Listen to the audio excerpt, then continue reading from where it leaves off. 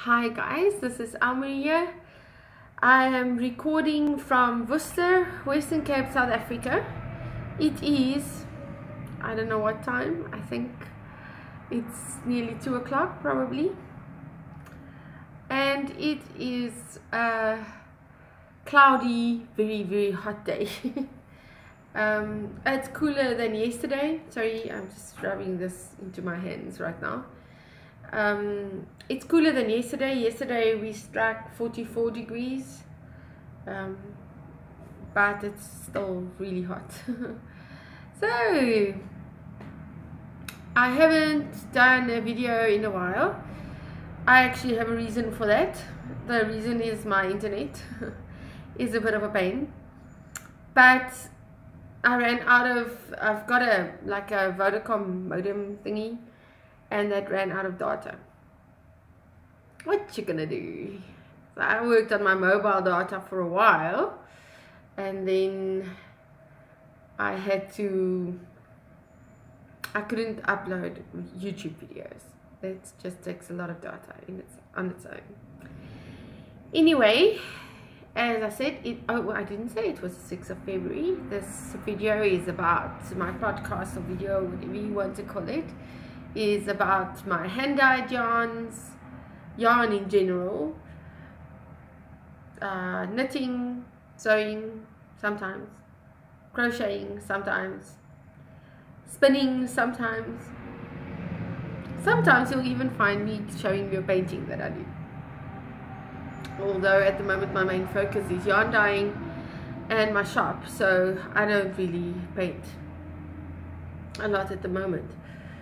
I've got a painting that I finished off on Sunday that I did the finishing touches that has to go to exhibition, but that is very seldom that actually happens at the moment. So let's go. There's no admin things that I can think of. No, nothing administrative. I'm following a cow, but I'll show you that now. I have not started my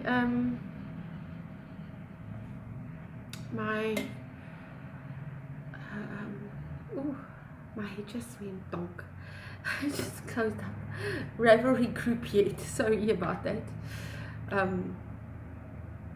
This is what we live on in the heat, because everything just dries up. Skin dries, your hair dries, your lips dry, your nails dry, everything dries up. So unfortunately that's just how it goes. Yeah, so what do I have to show you? Let's start with finished objects. Hippos! I've got one! Yay! So these are this is a pair of socks. I've finished 4. The boxer socks count. It has been washed and blocked.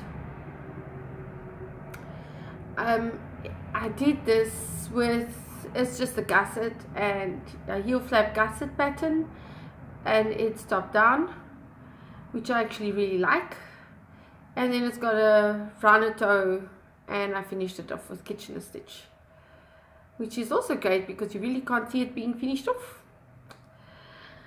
And then I did it with my own hand dyed yarn, and the colorway Surfing Safari, it's this one. This is how much I have left. I have about 50 grams left at the moment of this one. This is the other pair of socks. Now the reason why I have both pairs with me is I keep them together. I still have to get a box. The cow's name is Box of Socks. I don't have a box yet, so I just keep them together. This was the previous pair, which I did with this. This is the other colorway. It's called Under the Sea, and I did it with that. The same pattern. The pattern is by Megan Schmaltz from The Unapologetic Knitter. You will find her on Ravelry. I will though put a link for this pattern down below. I'm probably going to keep to this pattern for now. It's quite an easy pattern. I mean, these are the first socks I've ever knitted. No, I'm lying. The other one was a floppy, so I still have to fix that, and the floppy wasn't anywhere except with the toe. So I'll still fix that. I don't think I'm going to add that to boxer socks though. That was before the year started. So yeah, for boxer socks, I'm probably going to stick to these socks until I get the complete hang of knitting socks. I don't think there's such a lot of stuff that can change, but for instance, I don't think I'm going to do toe-ups. I'm comfortable with this type of pattern, the heel flap and gusset type pattern. This is part of the heel flap, and I just want to show you guys this.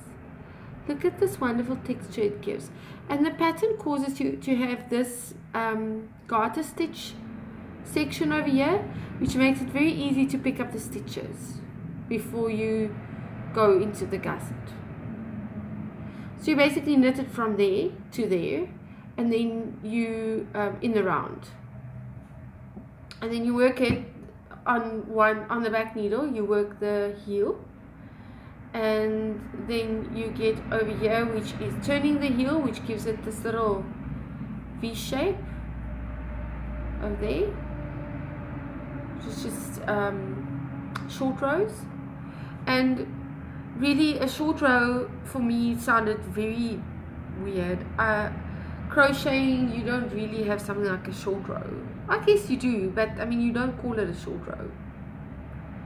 You have short rows, for instance, with Tunisian stitch, but then it's like with one needle.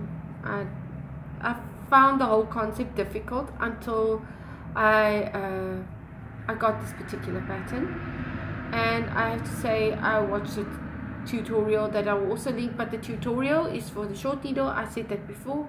That's for a 9-inch needle.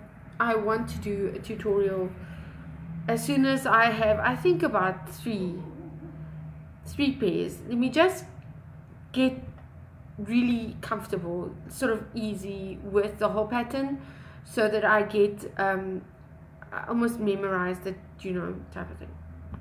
So that will be my FOs. I have 2 whips on my needles, but I think the one whip I'm gonna just stop doing. I'm thinking I don't really like it, and it's not the pattern itself. The lacy bits, the lace sections are really nice, but I don't want the whole thing lace. So I started with the stocking knit stitch, with the idea that I would go up with stocking knit stitch and just end up with garter. But I don't know, I don't know. Maybe it's just because it's such a bland color that I've lost my interest. But I actually lost my interest around there, around here, and I haven't found it since. So I don't think I'm going to continue with it. I am going to cast on a cardigan of some sorts. I can't remember where I went with that book. Now I'll find it. It must be here somewhere. I want to cast on a cardigan or a sweater or something. I've never done that before. I feel about that as I did about the socks. I have absolutely no idea what I'm doing. I'm good with crocheting. I was fine with crocheting until I found I actually did like knitting if I used the right needles. And now I promised myself, I said this at a previous podcast, that the minute I know I have a pair of socks and a cardigan or sweater, I can honestly say that I can now knit. I have a book with patterns, but sorry guys, I just had to spray some insect repellent because the whole place is full of flies. I hate spraying that stuff here, simply because I've got a truckload of yarn and I don't want my yarn smelling like doom. But unfortunately, it's better than having them in my face. Anyway, I was saying, I think, no, I can't remember what I was saying. Anyway, I don't like that anymore. So I want to do the cardigan thing. I was there, that's what I said. And then I had these yarns that I really like, and I thought, okay, I'm not going to do a cardigan with them or anything like that. I'm going to do they like sleeping in this one. Now I switch them over from this one, which is my sock yarn. I'm going to cast on a new pair of socks that I will do in this one, this project bag of mine. Yes, I made these. I also sell these if anybody's interested. And then I've got it sleeping in this little baggie of mine, and I'll show you now. I thought I would do a more, thought maybe I should do a more complicated shawl, something that would be interesting or like that. And then I thought, no, if I'm going to do a cardigan, I'll rather stick to something simple. Liner shawl. I love liner shawl pattern. It's such an easy pattern. It's really a no-brainer. I mean, it's one of those stuff that you just knit and you ignore the rest. So, and it comes out really nice. I love the eyelet section here at the bottom. And because when you get to the edge on this side, when you move from the eyelet section, from this increase section to the decrease section, you make two together and you get this beautiful little edge. So I really love this pattern. It really is just a garter stitch pattern, and I've changed it. One of my favorite shawls that was stolen in Italy, that's still the sad thing, was actually done with stocking knit stitch and not garter stitch. So I'm doing this garter stitch because I actually like the yarn. I want the yarn to feature a bit more. Okay, that's that one. So this bottom part is a little bit of leftover yarn that I had left from Colors of Grace, I think it's charcoal, this one. And then I switched over now to my colorway called Silver Threads and Golden Needles. You'll see these like an old gold type color and light gray silver color. And then when I finish this one, because it's going to be like a color block, so I'm not going to mix them or make stripes. This one, then this one, and then I'm going to add this one, which you will see is like a navy color, navy gray. I put it against my navy top, and then you can see, it's the same color really, like that. So it's actually the same color. Wow. Anywho, I still have to roll this into a ball. My wool winder has sort of died on me. The thing is, it was a second-hand one. It was an old one, and it wasn't exactly perfect to start with. So it's now, it's not working. So I'm rolling it by hand.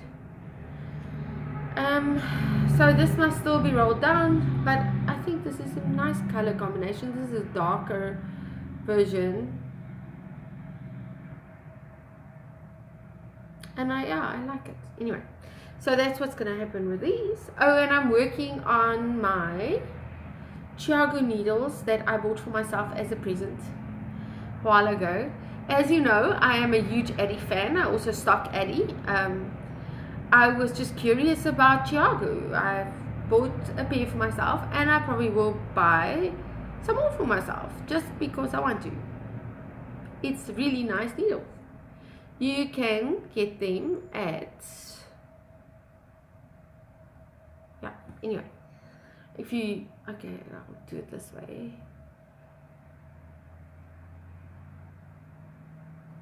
So these are really nice needles. It's got a nice cable. The cable has almost no memory in it, so it doesn't turn on you as easily as some of the others do. Sorry, but your wool still tends to want to have a conversation with it. It doesn't turn on you very much. I've got this one, but then I I don't mind that much. I have to say, and Addies don't do that a lot either. They don't do a lot of that. So, to be very honest, I love Thiago. I love Eddie. I can afford Eddie. Guess which one I'm going to choose. So if I use Eddie lace needles, I don't really like the standard ones. But that also depends on what type of knitter you are. I like the lace tip of any needle because it just helps me to pick up the loops, you know, in your stitches. So that's in there. That's my other work. What else have I been up to, you may wonder. No, those of you who know me will not wonder, because if my nails start looking like this, I've been dying. I actually cleaned my hands a few minutes ago because it was completely, I looked like an alien from X-Men, you know, that blue girl. But my hands look like that. So yeah, I have a bit of an issue at the moment. I'm waiting for dye yarn to actually come. I placed my order nearly a week and a half ago, and they are struggling to get in stock and stuff, but in that particular ones they had in stock, so I don't know what the issue is. And I've been waiting patiently to start with, least patiently now. I'm getting a bit impatient because I've got nothing to dye. It's really boring. It gets very boring if I don't have anything to do. What I do have though is tops. I have roving tops, and I wanted to experiment with using natural dyes a while ago already, and I just couldn't find something that explained it to me properly. They keep talking about a mordant. What on the earth is a mordant? And then they say you use alum. I don't know what alum is. Apparently you buy alum. I think it's called in Afrikaans alyn poeier. Powder at Dis-Chem for 18 Rand for 50 grams. And you use like 8 grams for one dye lot. So really, and stuff like that. So I bought that, all excited, had beetroot,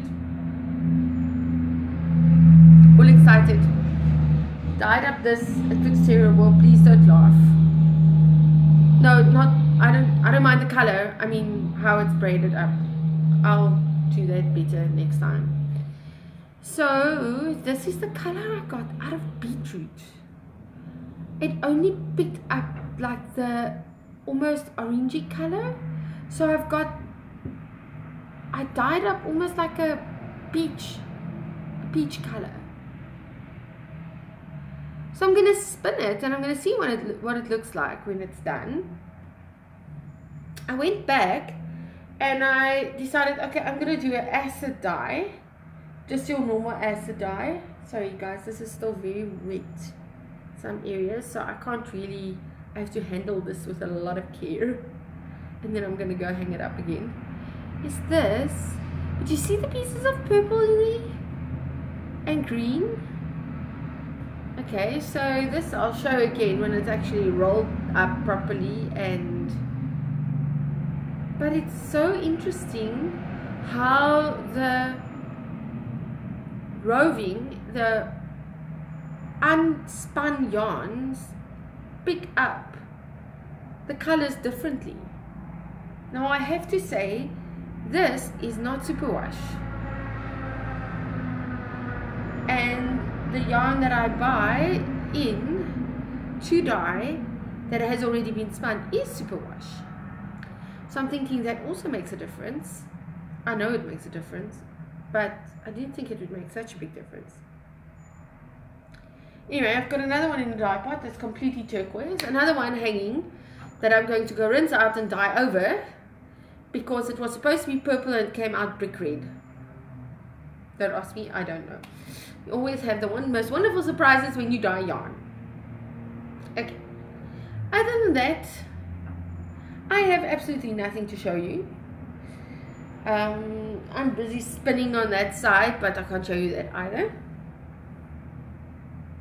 What I can show you though are my ideas for a next project, or yarns for next projects that are mine. I'm sorry, I'm not gonna sell them or give them to anybody. It's not a giveaway. It's just to show you my weird ones. That's a bit more close to my personality type. Anyway, sorry, it's funny for me, not necessarily for you.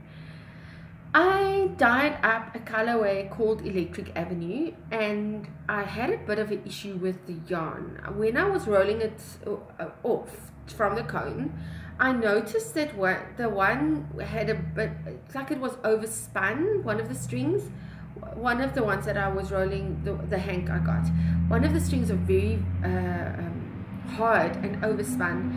Thankfully, I am spinning, so now I know what it is I'm looking at. And I thought, okay, well, maybe if I put it in the dye pot and it will sort itself out. It did not sort itself out. And I ended up with one that I'm keeping for myself because I'm not going to sell it, which is this one. So you may notice that these have some very interesting colors. That is why it was called Electric Avenue, the whole dye lot. And I've still got a fly hanging around me in spite of the doom. See, like turquoise and teal is in there, and little bits of green, and I've still got a fly. It's driving me nuts. Anyway, greens, and I've got this almost like a apricot color in there. I don't know how that came in there. Well, anyway, I'm liking this one, even though, so you mean I just want to move my chair? Okay. I'm not sure what I'm going to do with it. I was thinking a pair of socks, and then I thought, no, I'd rather pair it up with something else.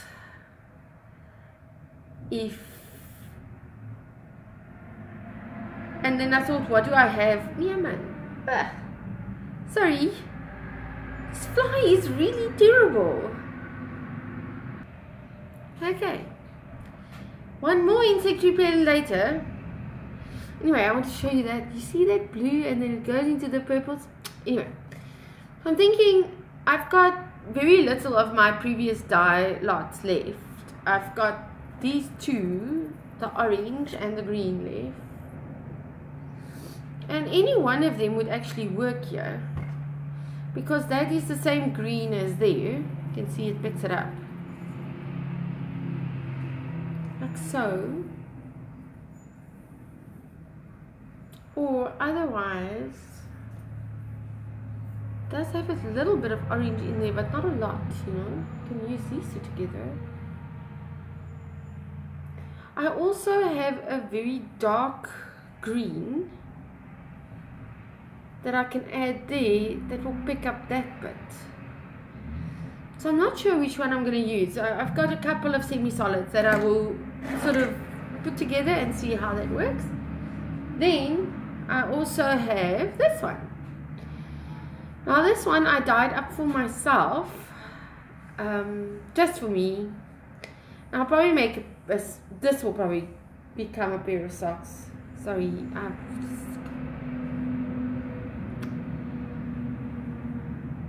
so you can see I didn't even take the little dye thingies off the dye strings.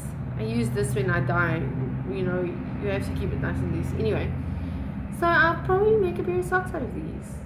Oh, and I dyed this one up for myself because there's not enough. It's not exactly 100 gram. I think it's about 90 something odd. So it's not enough to give out as 100 gram, and I prefer to rather than keep it for myself than actually adding some more yarn to it. And you know, adding it on, because I don't always like those little knots, and you can't always get rid of those little knots, believe me. Anyway, and I know they call it an invisible knot. It's not an invisible knot. It does not come out as an invisible knot. I don't know. Yeah, anyway, never mind. Really, it does not. I also have these two, of course, that I can still do something with. But with these two, I think I'm going to wait until I've built up quite a lot of scraps. I've seen a granny square blanket that you do with your scraps, and I actually like that idea, so I'll probably do that. These are both 50 grams roundabout that's left over. Can't make a new sock with them. I can very possibly make mittens with them, actually. I probably can, because the mitten is quite, I mean, the ones that don't have the fingerless ones, they will be about this length, like so. And I can try. I'll see what I'll do with them. I'll do something with them. So that's it for this video. I've got another 5 minutes left. The good news, I've got some stuff that I can tell you. My kitchen has a little scullery right next to it, but this, I can't really say it's right next to it either.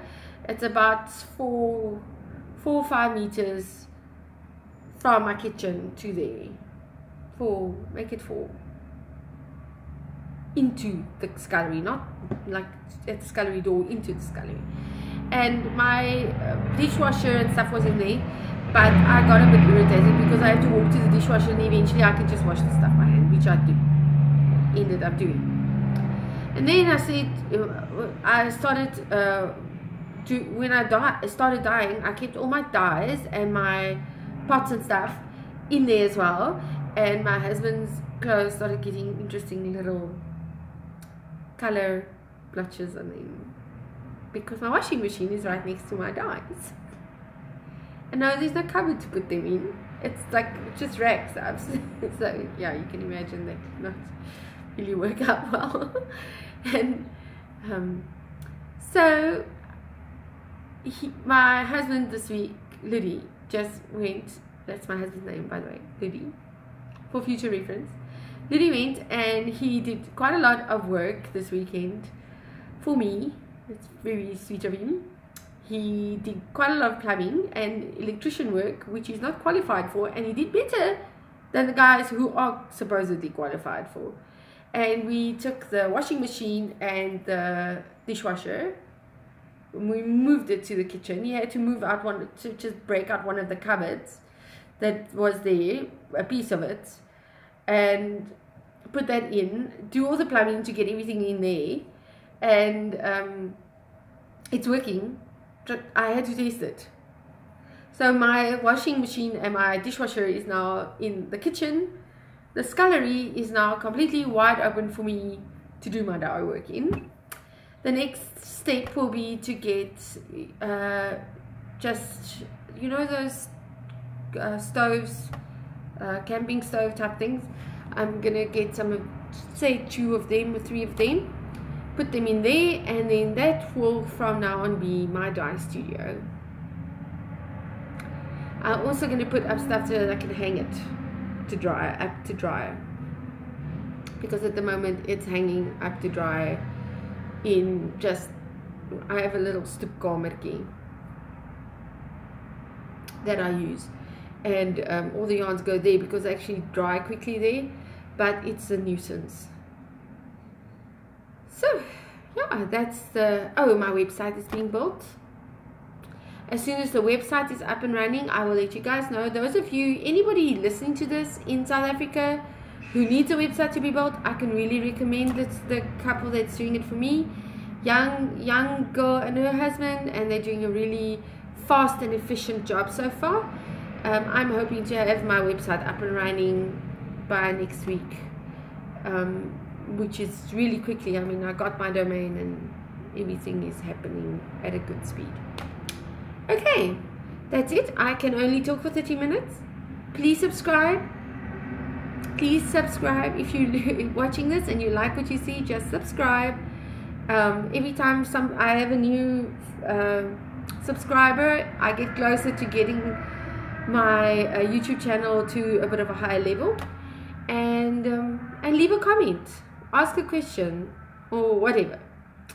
Thanks guys, thanks for watching, and have a good week. Be blessed and take care. Bye.